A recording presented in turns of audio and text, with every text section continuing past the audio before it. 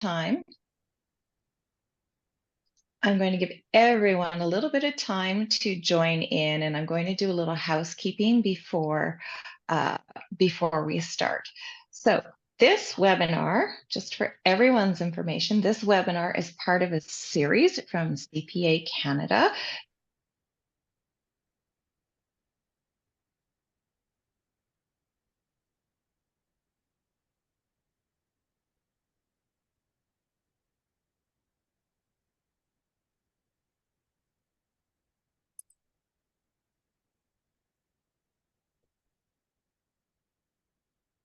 But you may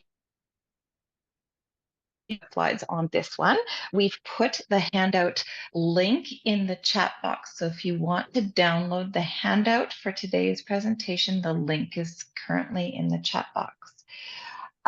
If you have questions throughout the webinar, please use the Q&A box at the bottom, and you can type your questions into the Q&A box.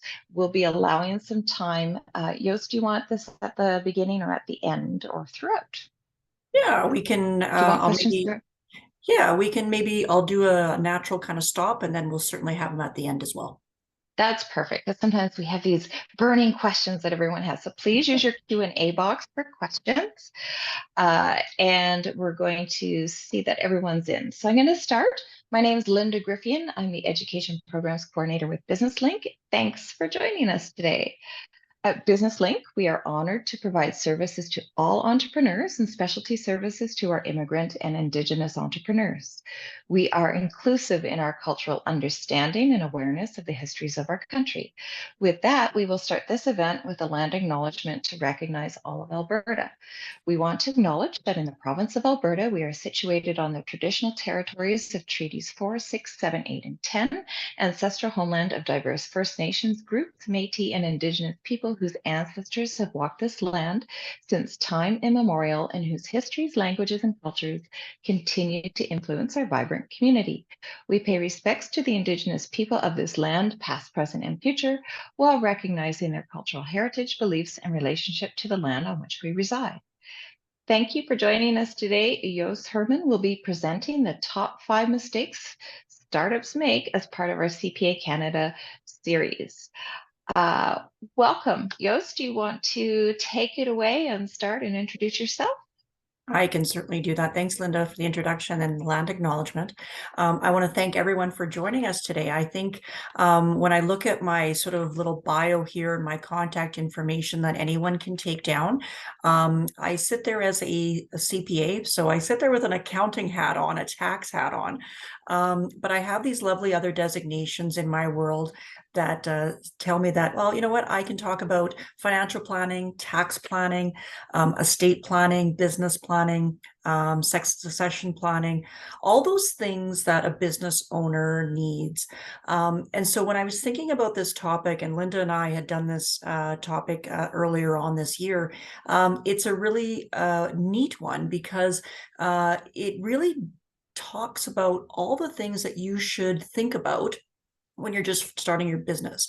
But I will also say, even though if you've been in business for a while, some of these tips and tricks and things and considerations are something that you also could take from.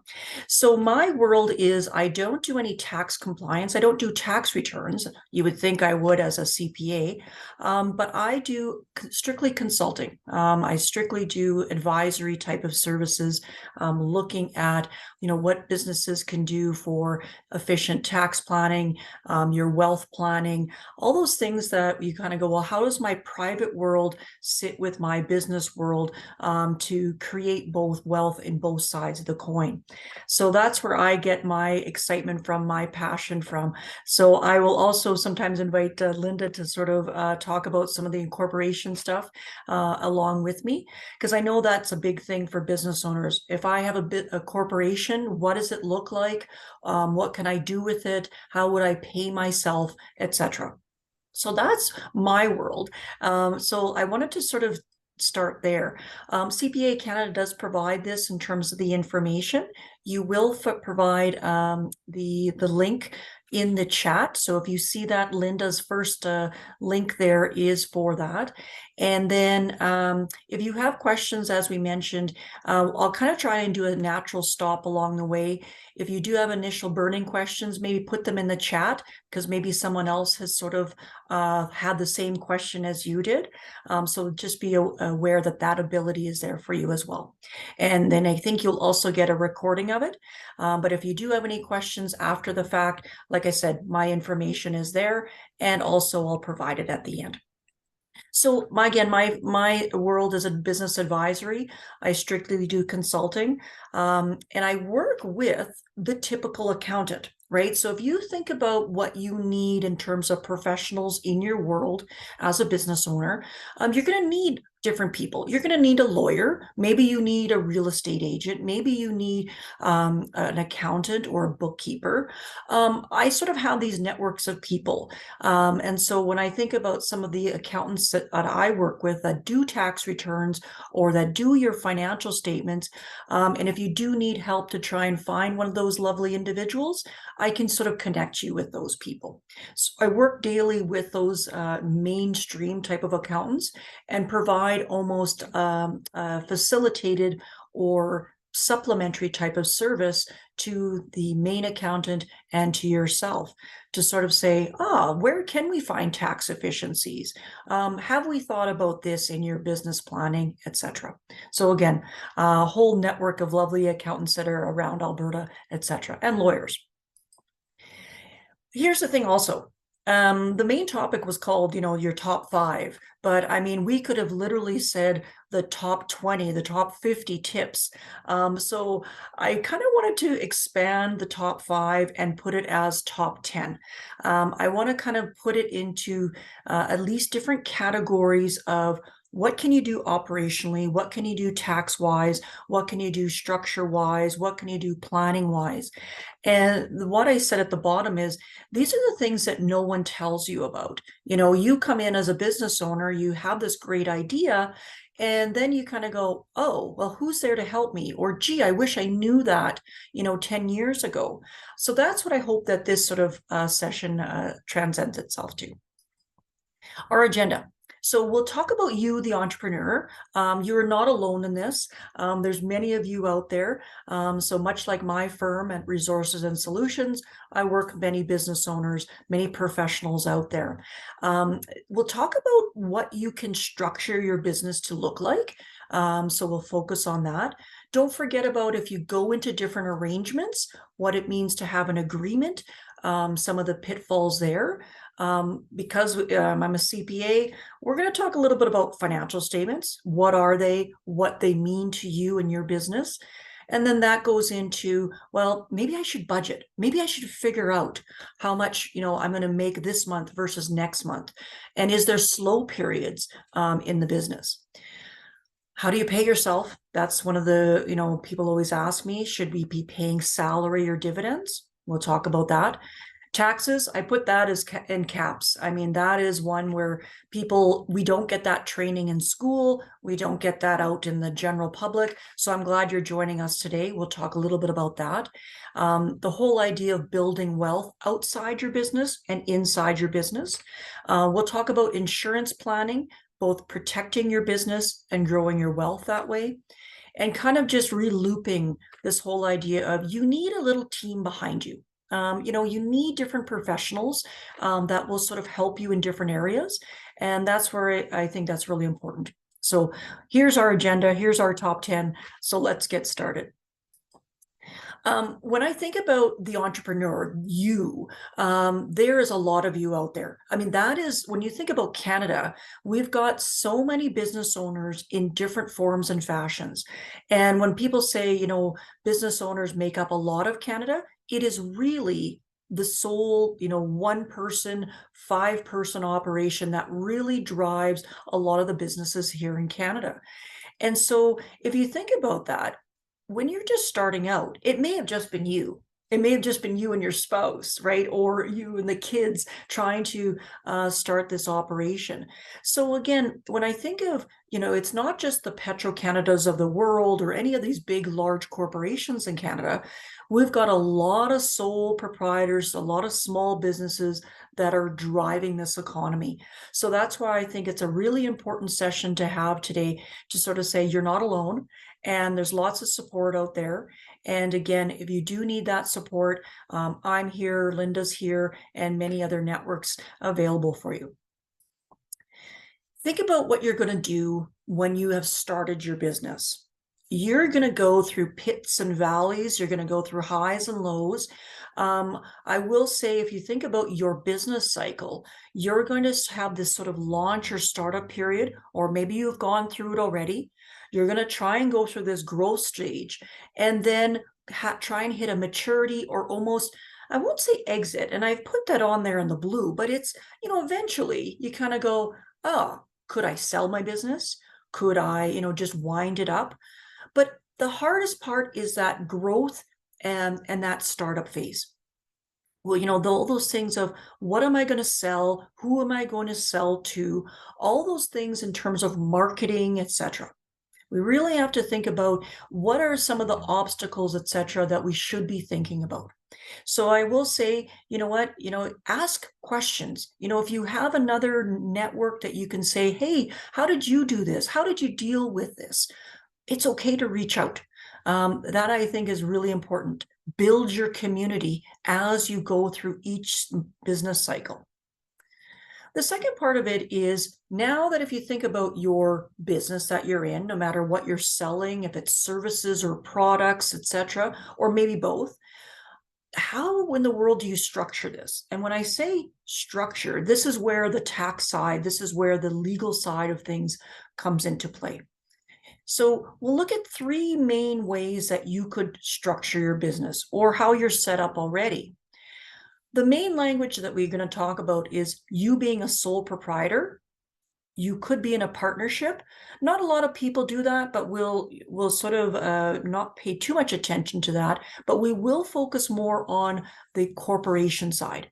And that's where our bigger cookies sort of pile sits in. So there's always the question of, when should I incorporate? Should I incorporate? Is there a magic number in terms of when I should incorporate? We'll talk about that. So here's our three kinds of structures that if you are going to operate or have been operating, you fall in basically one of three of these. So let's first look at you being a sole proprietor, right? This is you essentially being self-employed. This is you saying, okay, I know how to run this business. I know how to, have control over the things that I want to do.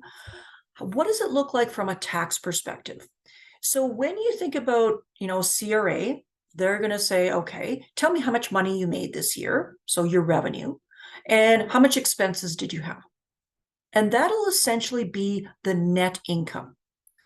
So when we think about that, now I have to put that amount on your personal tax return.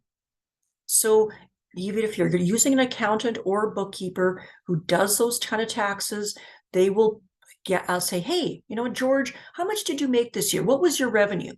So you need to get those numbers to them. How much expenses did you have? So again, we'll talk about what expenses you can deduct and what those can look like. But essentially, you're going to have a calendar year end of what revenue came in and what expenses you can have. Most people start here, right? Most people sit in a situation where they are a sole proprietor. So again, there's nothing wrong being in that position. It's a great way to start because it gets your feet wet in terms of, oh, will this work? Oh, did I have more expenses this year and why? So all those kind of questions play into it. Now, when you think about being a sole proprietor, you can operate your business as either your full name, and you can put that on your tax return, or you can say, I'm operating as or doing business as a way of doing it. So I've provided here two examples. So let's say, John decides that he's got a website building business. He could have his own name saying, hey, John Smith, and he could bill his customers that way. Nothing wrong with that. When I was working with a business owner, I said, well, you know what? Maybe you do want some type of other name that kind of gives it lends itself to what you actually do. So here's my second example. I said, well, okay, John Smith doing business as Fantastic Web Designs. So if you think about the importance of a name, if you think about the importance of giving the customer or the client an indication of what you do, that'll help. So again, much like my firm, I call it resources and solutions because that's what I do. I provide resources for business owners and I provide solutions for them as well. And I do that from my CPA hat, my tax and estate planning hat for that kind of business. So again, how you choose to operate, it's up to you, but it gives you an indication of name is so important. Now, here's the side that a lot of people are not sure about. It's the idea of having a corporation. Now, if you have a corporation, but legally, it's a separate and distinct legal existence from you as a shareholder. So I like pictures. I always draw them for my clients where I say, well, you're going to sit as a shareholder of your corporation and you're going to own shares of that corporation. And you can own them with common shares or preferred shares, different types of shares. So when you think about that corporation, it's actually a separate taxpayer. And you would name your corporation like I said, resources and solutions, maybe limited or I of mine as professional corp. You need that extra piece on the bottom there. So when you incorporate your business, it's going to say, well, maybe it's that Fantastic Web Design Limited or Fantastic Web Design Corp. So again, that indicates that that's that separate legal entity, that separate taxpayer. Now, if you think about this idea of incorporating this separate legal entity, a lot of people then ask, well, can I incorporate or do I incorporate federally or provincially? So you can have that corporation, let's call it Fantastic Web Designs Inc., be incorporated in Alberta. And you can do business, in Alberta and elsewhere. You can also do it federally. So with Linda, I know that we had our discussion last time in the spring, etc. I kind of wanted you to see if you can pipe in because you've seen people federally and provincially incorporate. Any sort of tips or comments that you want to make on this little topic? Sure, I'll pitch in a little bit here. And just a lot of people, they'll go to the Government of Canada website, and the Government of Canada website says, oh, you can incorporate federally, and here order your name, and blah, blah, blah, blah, blah.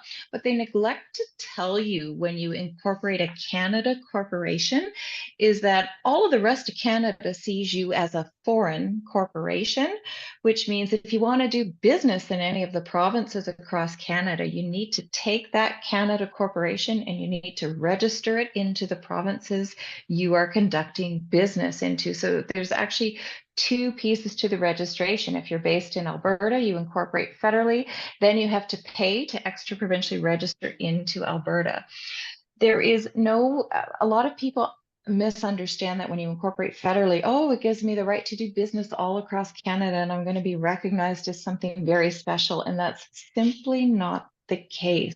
What a federal incorporation does for you is it protects to a certain level your name across Canada, which means if you choose to do business in other places in Canada other than the mystery of Canada, then your name is protected to do business there. So we often will tell our clients, think about it. If you're based in Alberta, if you're in Alberta and you're starting here, once you register your name as a corporation in Alberta, federal corporation can't get that name anyway. It's gone for their use. And then secondly, Alberta is part of what's called the Northwest Partnership Free Trade Agreement, which means you can take your Alberta corporation, and if you choose to set up shop in BC, Manitoba, and Saskatchewan, you can take that Alberta corporation, register it in those places, and all the government fees are waived in each of those places. Whereas if you had a federal company, that would not be the case. You'd be paying government fees in each place you went to. So Again, federal corporations, I've been in the business of incorporating companies for 25 years, and I can tell you that out of the thousands and thousands and thousands of them we've done across Canada, maybe 1% are federal. Everybody else incorporates provincially. So we actually have a whole business registration webinar coming up. If you check the Business Link website, if you're interested in learning all about that, I'll be delivering that one later this month. Oh, great information, Linda. That was a great summary because there is so much questions that go along with that. I know that when we deal with clients that are thinking about incorporating, etc., you're right. It's done provincially, and that partnership agreement between the Western provinces has been very invaluable. So the biggest thing too then is that name search. So when you think about that name search, when you incorporate resources and solutions, you need to make sure that there's no other resources and solutions out there. Or if you want to name your company Amazoni, they're going to say, oh, that's pretty close to another name that we know of. So again, it's all those things that you'll kind of want to, if you want something close to, have a few options in that name search when you're thinking about incorporating. Let's go to the next one. When you think about now what documents come along with incorporating, you're going to get these basically these three things that I've outlined here. Articles of incorporation that basically say, here's your number. Like when you interact with the banks, etc., it says, here's that number that you specifically addresses resources and solutions. You're going to have different bylaws, right? So what's the lay of the land? A shareholders register. So again, who are the shareholders in your corporation? You got to make the decision. Who, should you include your spouse? There's lots of, we could have a whole seminar on that, etc. And then annually, you have to file with Service Alberta what's called a Alberta Corporation's annual return. So this is not a tax return. This is not anything like that. This is basically acknowledging, yes, this is accurate information about my company. And so that is a requirement each and every year that stipulates what's the address, who's the directors, who's the shareholders, and everything is up to date on your corporation at that given time. So again, these are the things that are sort of the paperwork associated with incorporating. Now, I think Linda, I think Kyle had he said when is it required to register in other provinces when you're doing business over there? So that's sort of, I think Linda covered that off. Yeah, just we'll be covering that in our business registration Perfect. basics workshop in the coming weeks. But basically, there's a few requirements there. If you're physically located in that province, if you have employees, if you need to obtain a WCB number, all of those factors factor in. But usually, it's when you're physically present in the province that you would extra provincially register there. So if you want to know more about all of this stuff, we do have that. Check the website for the Business Registration Basics webinar coming up later this month. There we go. That tackles the anonymous person temporarily out of a different province. A quick note to everyone: if you create an Alberta corporation, it needs to have a physical address in the province of Alberta. All provinces require that of you, that you have a physical address in the home jurisdiction of your corporation. The reason they ask for that is that's consumer protection. If you're doing business with a corporation as a consumer or some company as a consumer, you want to know that you're able to sue that company in the province you're doing business in, and it needs to show it's got a physical location, not just a mailbox. So that's very important. And there are services like my company and others who will act as your quote unquote registered records office or agent for service for that. Again, another webinar. I don't want to go too long on this topic because this topic can take up to 90 minutes, and we actually cover it on our business registration basics webinar. And the final one we have here is, how can new businesses who don't want to get into debt afford lawyer and accounting services and other new business fees? Well, that's tricky.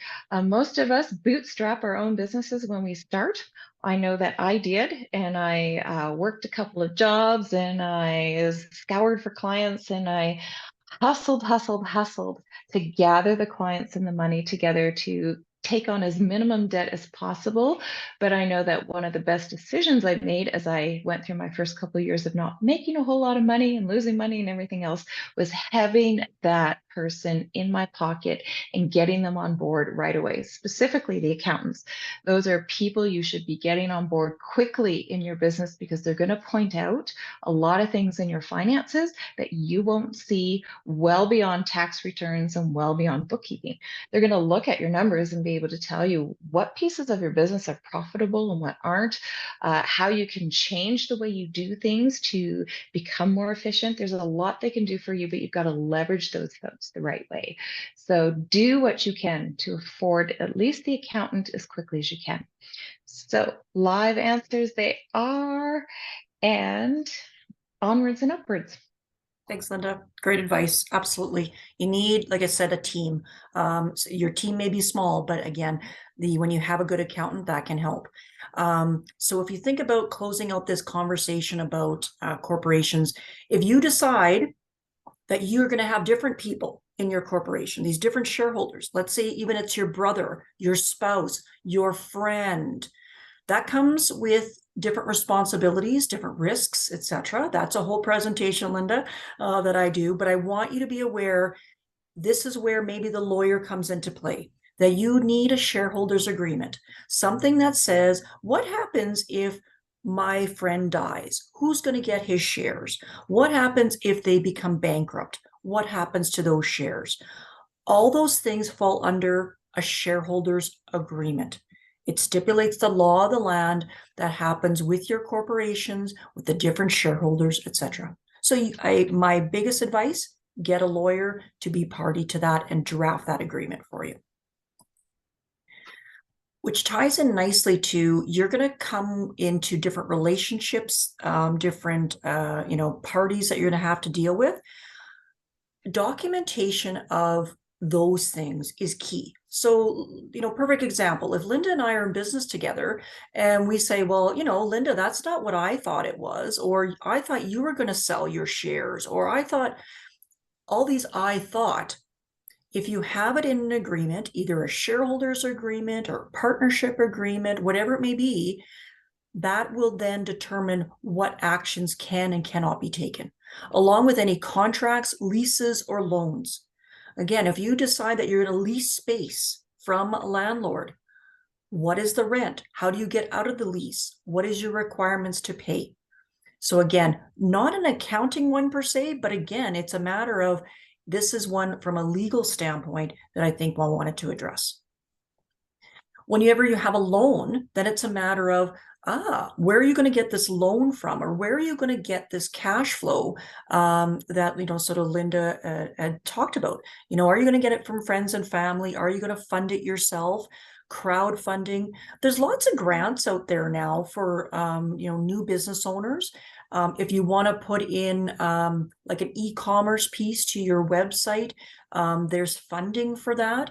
So again, lots of opportunities to get funding if you do need that extra additional help.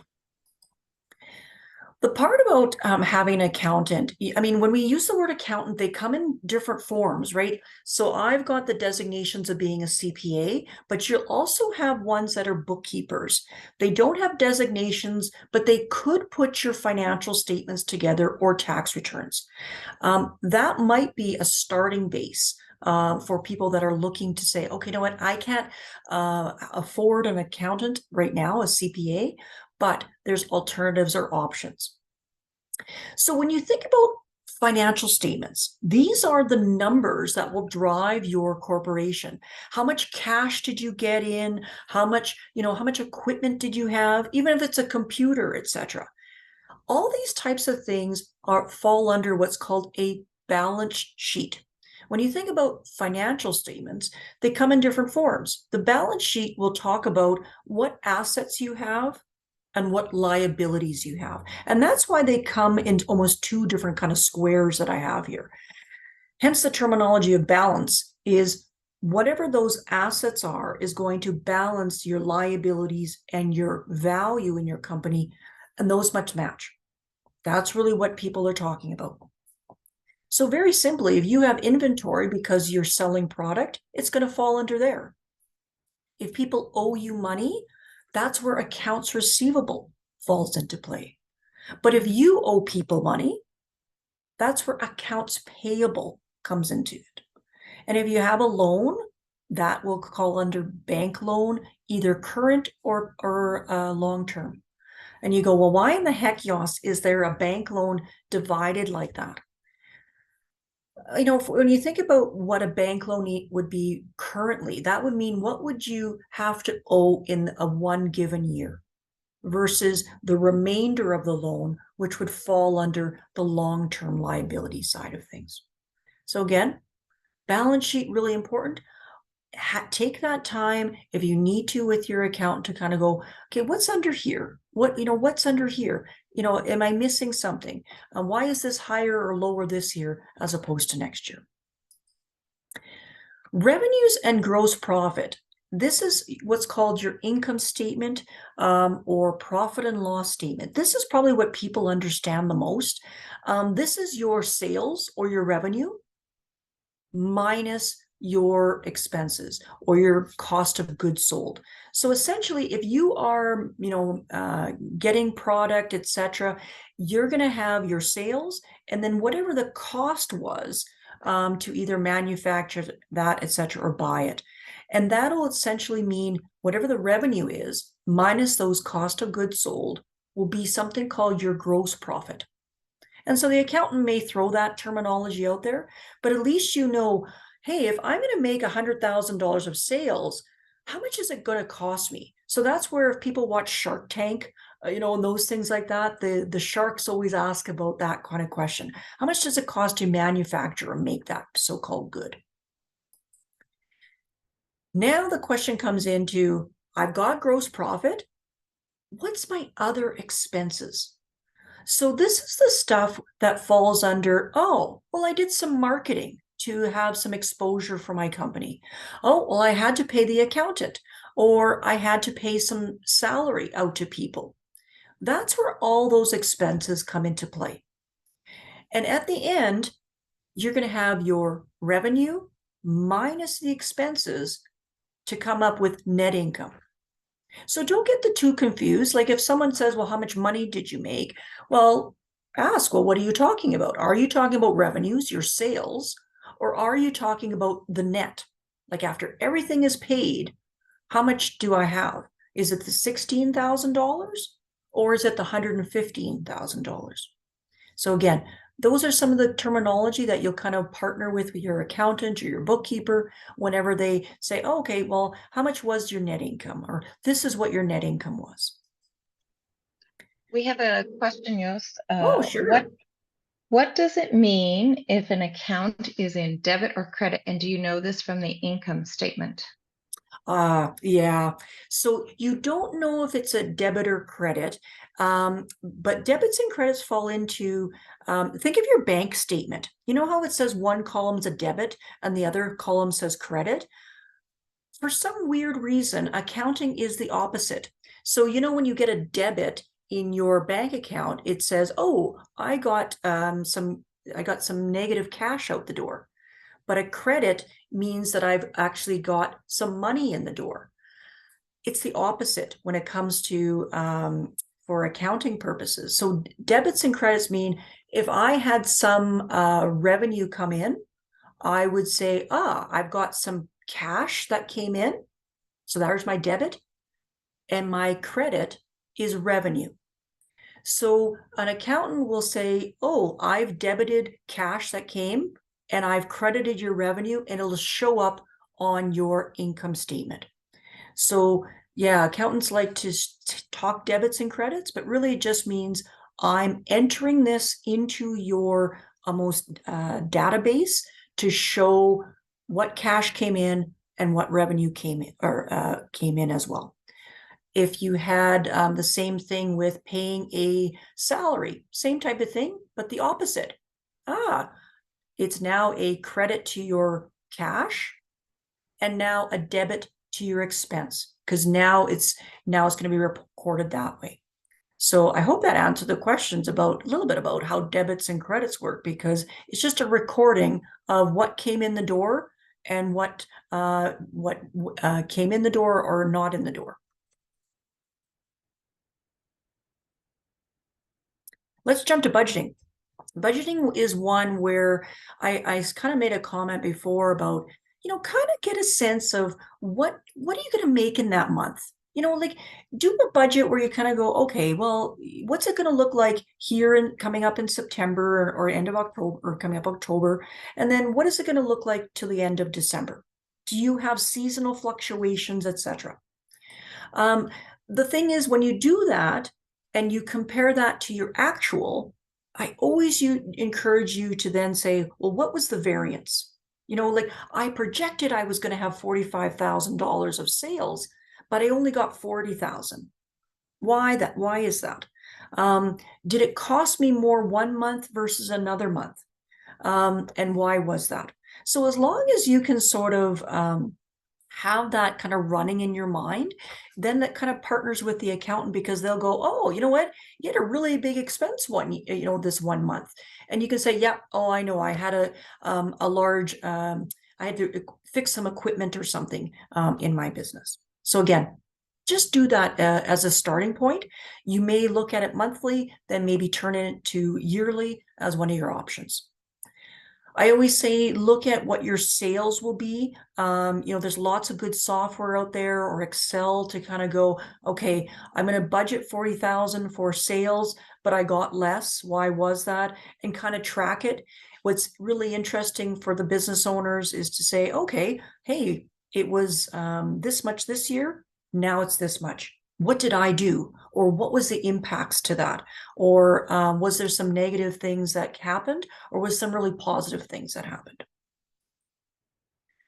All right, so there's some numbers in terms of financial statements, things to think about for budgeting.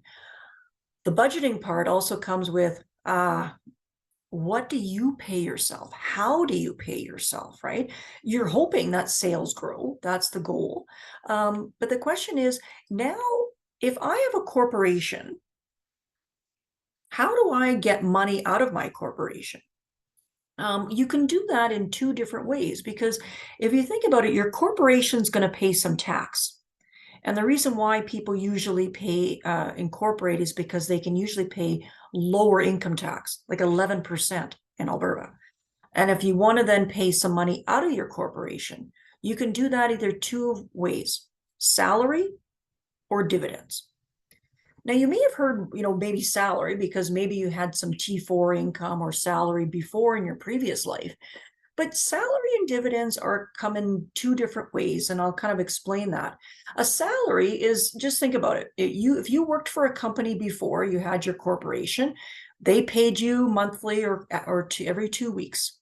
So that company had a deduction for that salary, right? So if we go back to my income statement I had before, if I made $500,000, I paid you $50,000, I can expense that on my financial statements.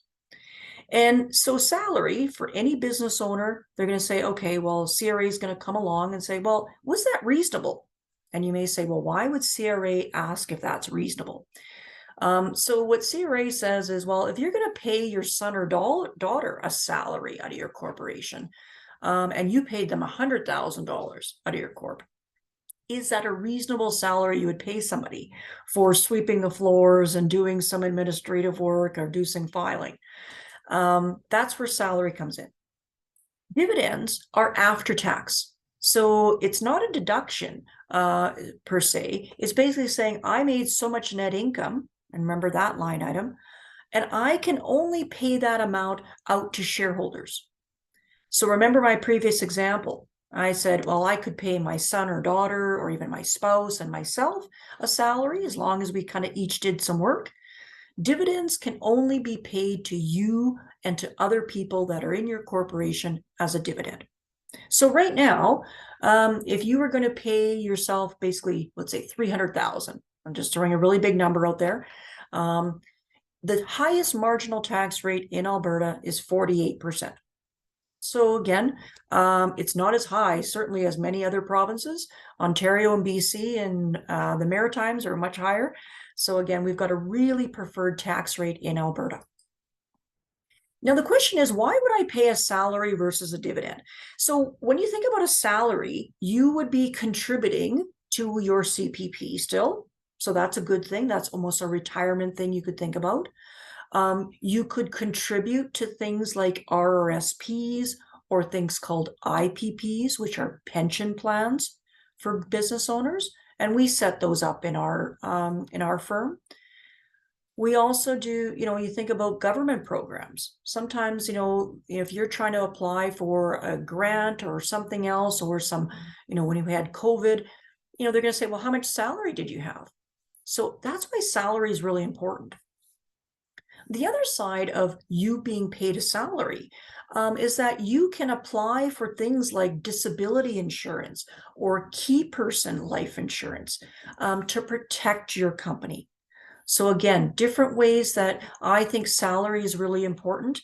We talk about those things with our business owner clients because we want to say it's not only you creating wealth in your business, but also how are you going to take that money out and then create wealth outside of your business.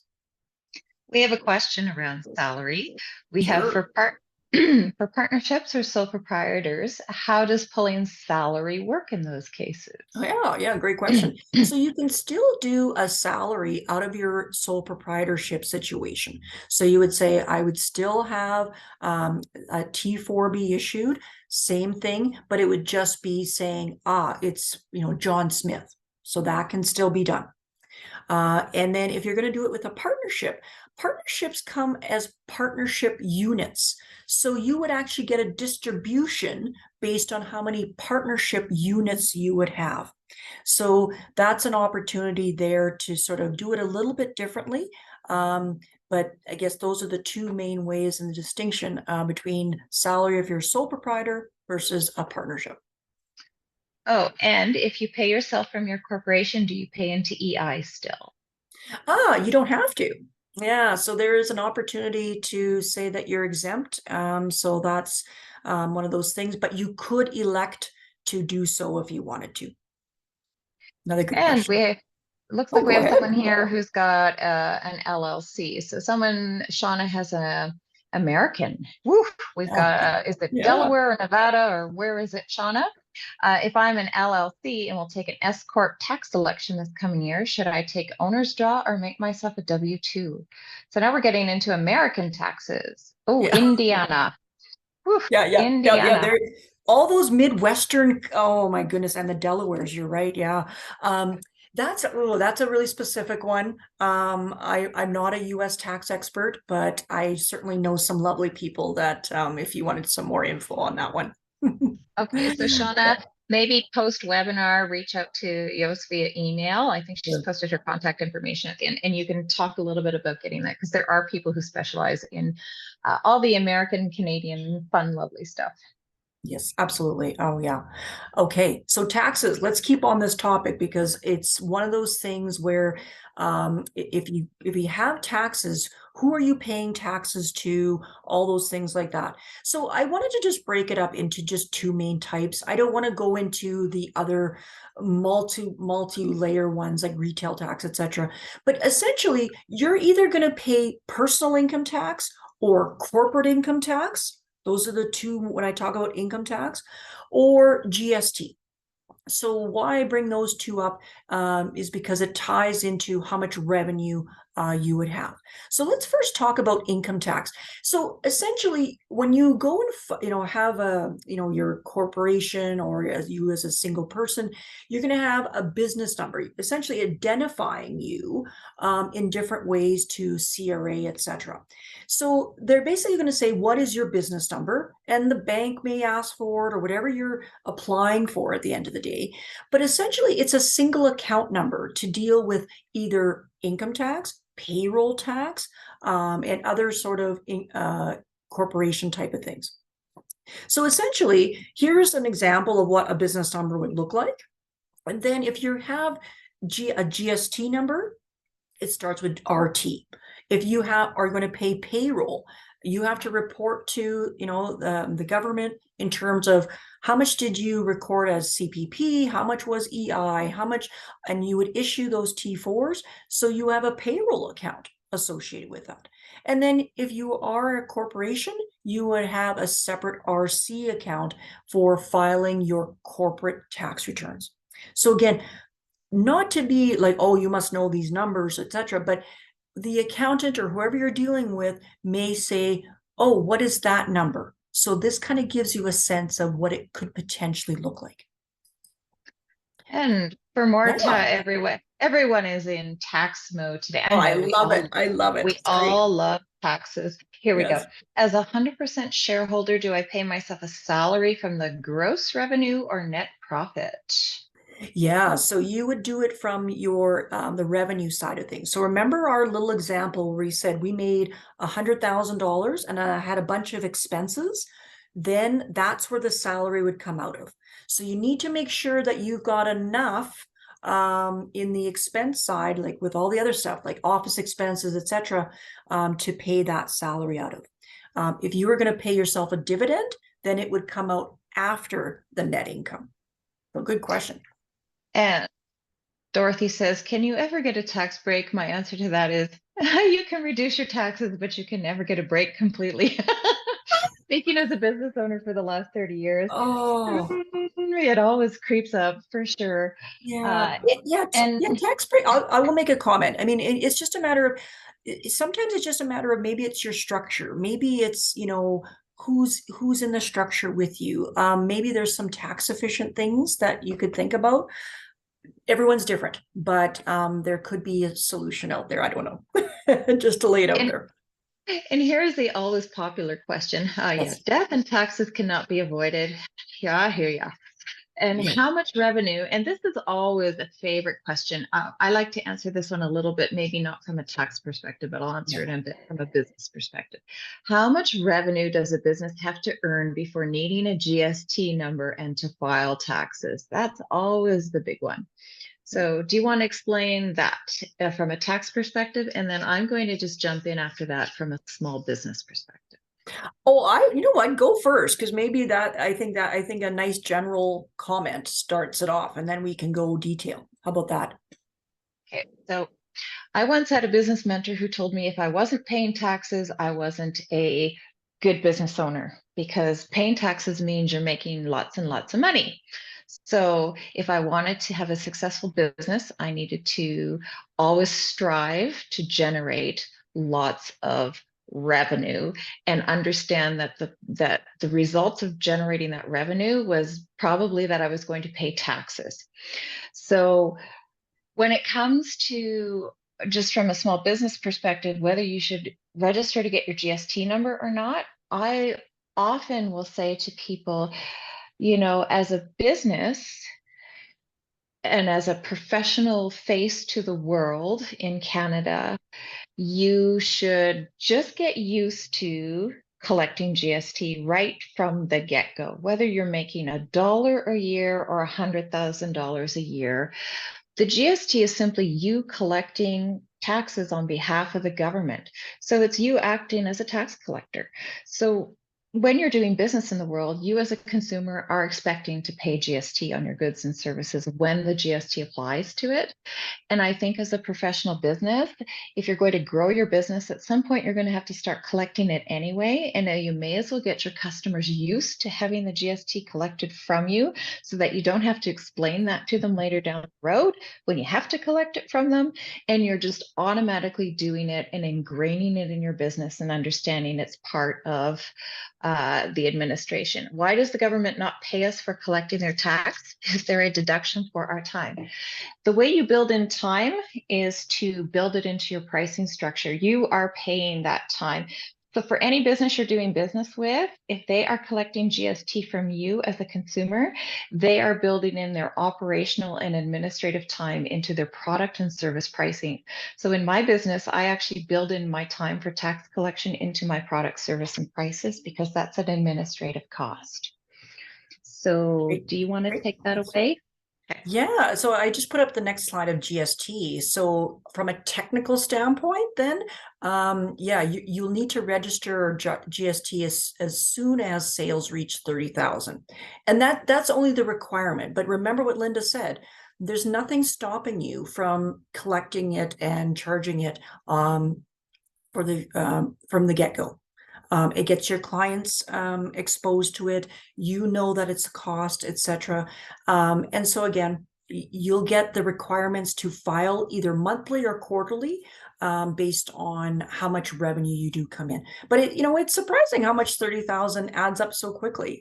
So a lot of business owners.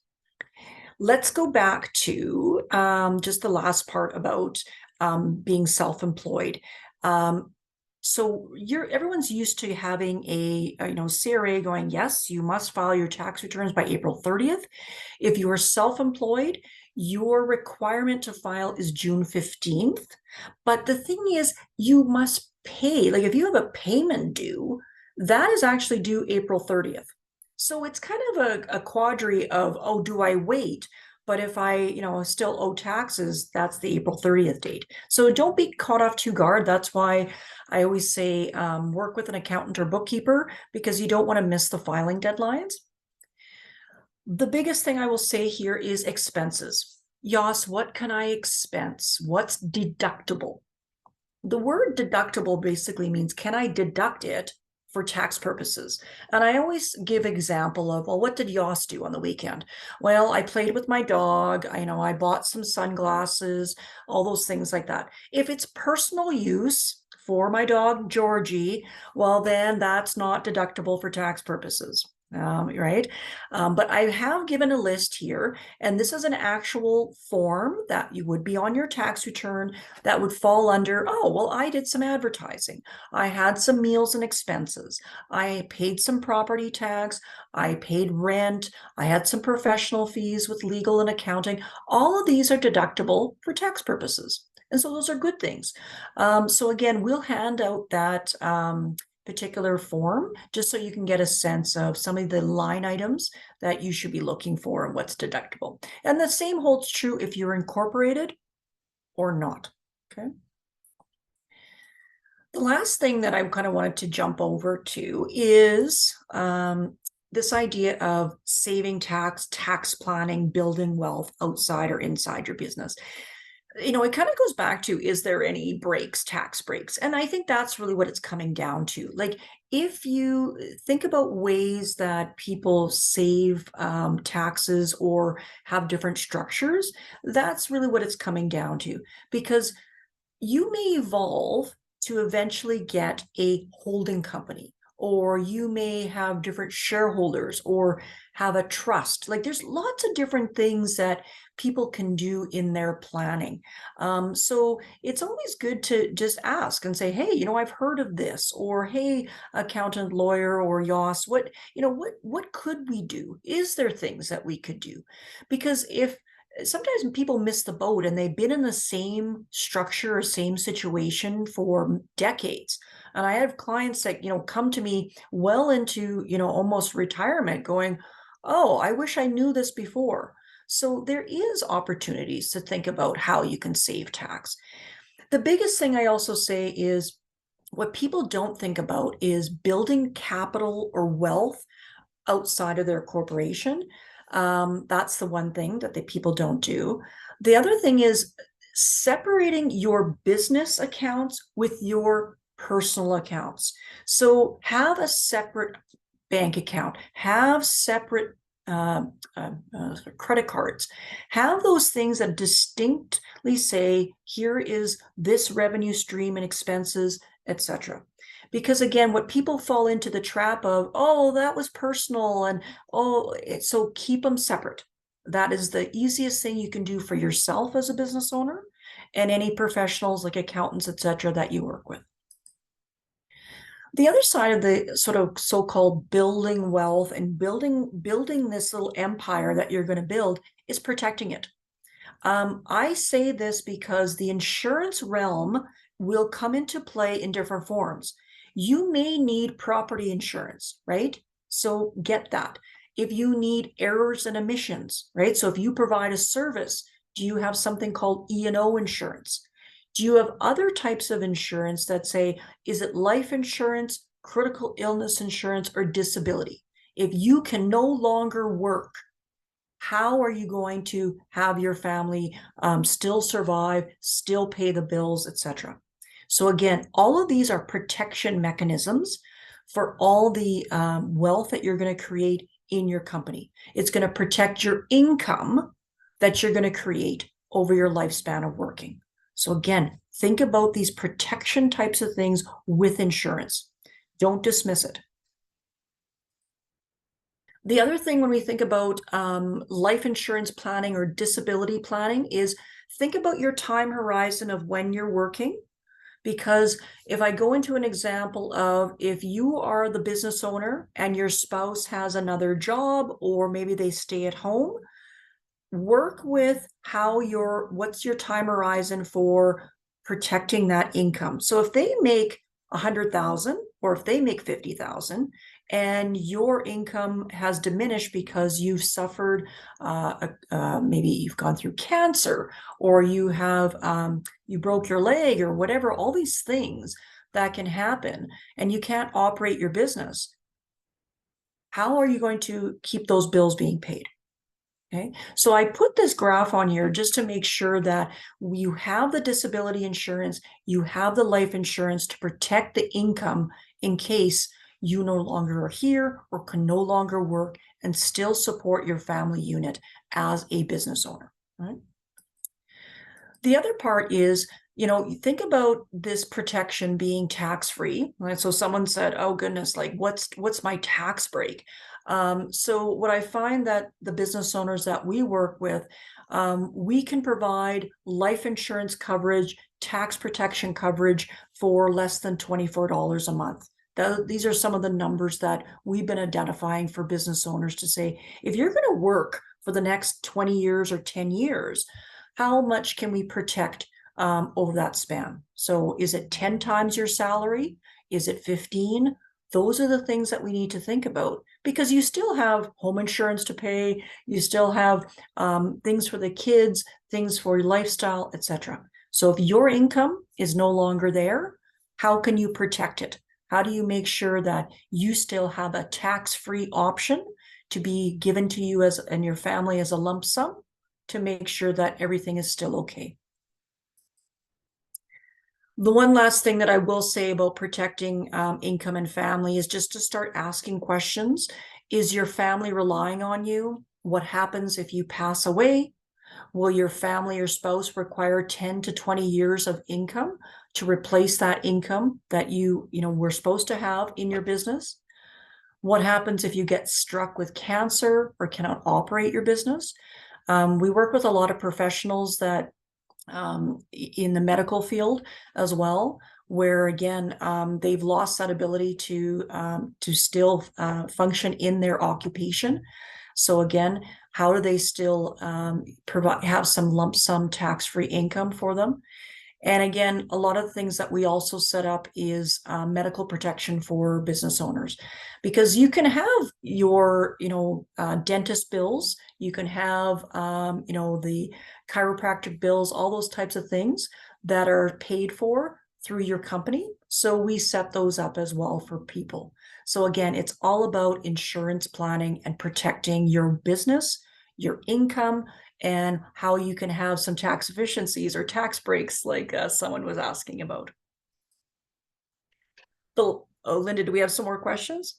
We do, but I'm going to say to a lot of people on this call that a lot of the questions you have are about very granular, can I use this as a tax write-off? Is this a legitimate expense? Those types of things.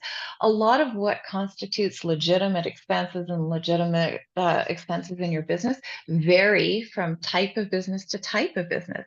So, if you're in a particular type of business, you may be able to write one thing off and not another. Some expenses are partial deductions, others are amortized over time. The reason you're working so closely and that the first advisor you want to get in your business is this accountant person is because you're going to learn then what all of these the tax laws change every year. What one thing is good one year and not another. That's why CPAs go through all kinds of professional development and schooling, because this is a big load to carry. So the reason you're working with this particular type of person is because they're carrying that load for you, so you can focus on what you do best in your business, which is probably going out and attracting those clients, building your product service, doing all the other things that really matter.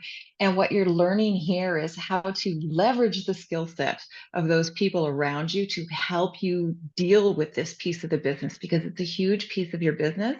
And it's important for you to learn the financial terminology, what are debits, what are credits, how to read an income statement and balance sheet, but it's not necessarily important for you to do the actual work.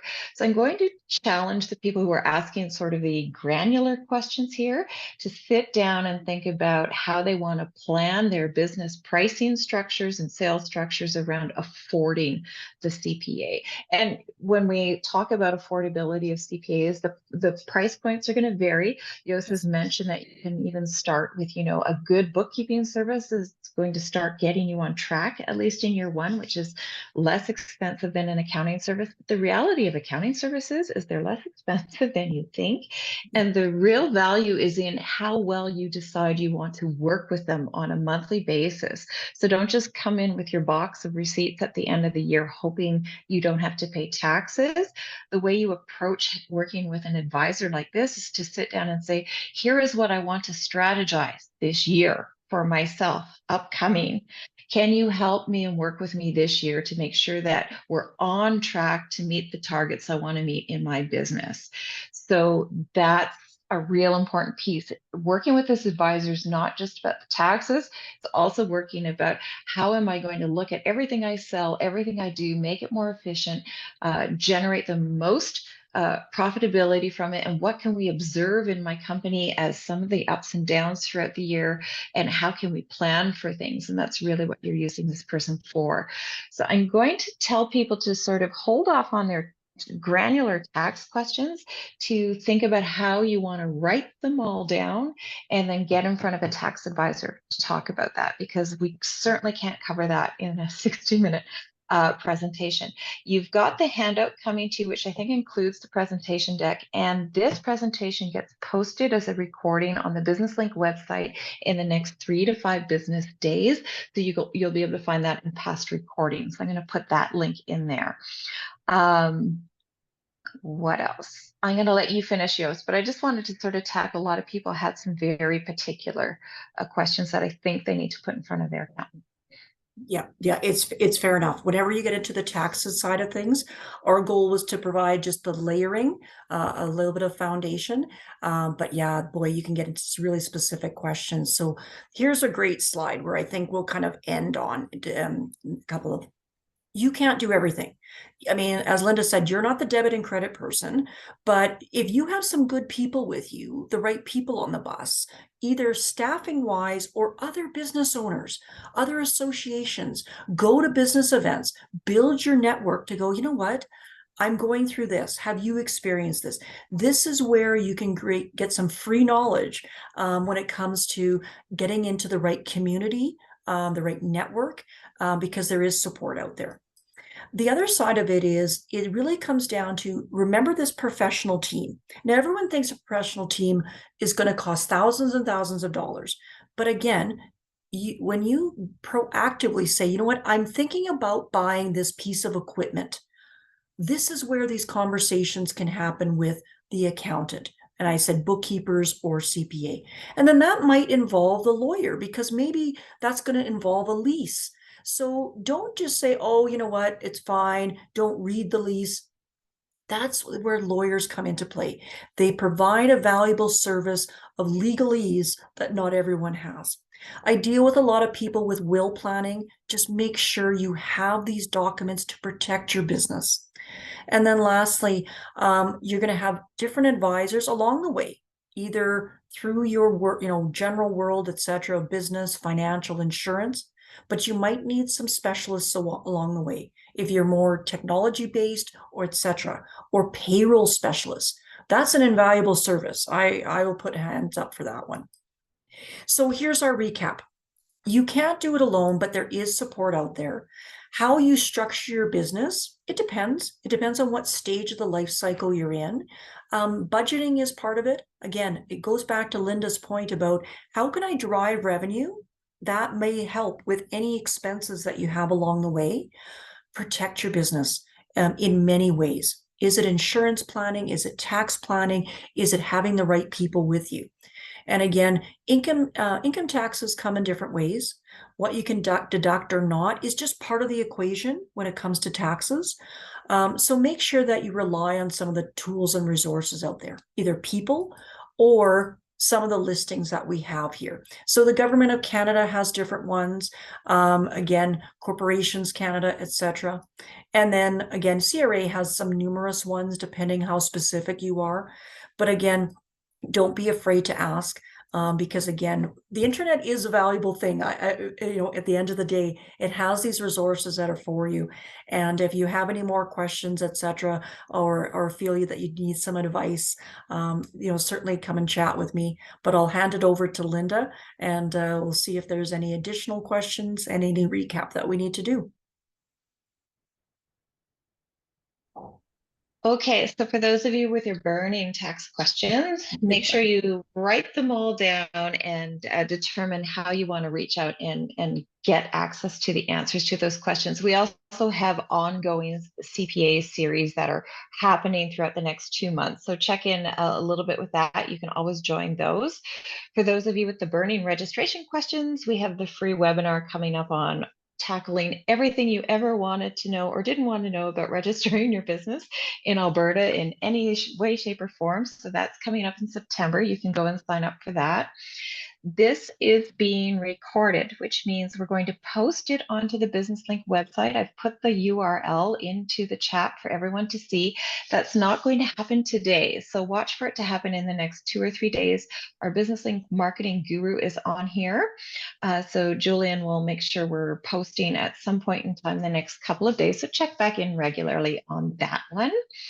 And I think that's it. I really appreciate everyone staying on a few extra minutes to get all the additional details. And hopefully everyone has a wonderful lunch. So on that note, Julian, our wonderful back-end person, if you want to stop the recording, feel free. And